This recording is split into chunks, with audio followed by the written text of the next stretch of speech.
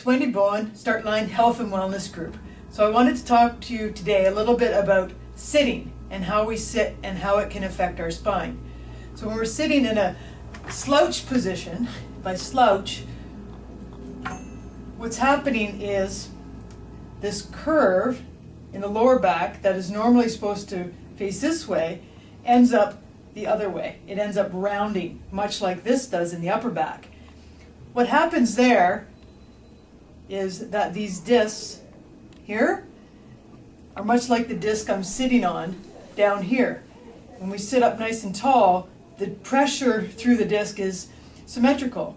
When we slouch, we end up putting a lot of pressure at the front of the disc, and the pressure of the material inside the disc, which is actually water when we're younger, watery substance when we're younger, and more of a jelly substance as we get older, it pushes to the back.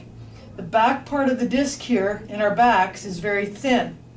So what can happen is with that pressure over time, the disc starts to bulge, pushes out into this space where the nerve comes out and starts pinching on the nerve.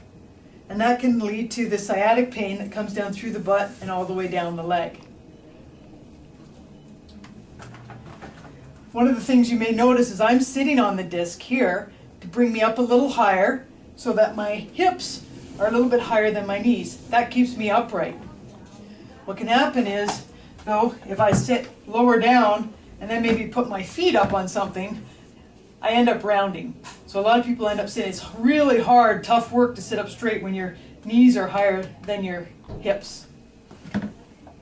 So that's one really nice benefit of having the seat a little higher. This works particularly well with people who are taller. One last thing that you can try if you're having back pain with sitting, you can try one of these therapy balls to sit on.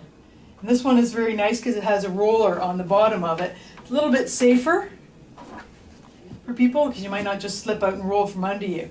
And this is also works like the disc, and it keeps me up higher, keeps my hips higher than my knees.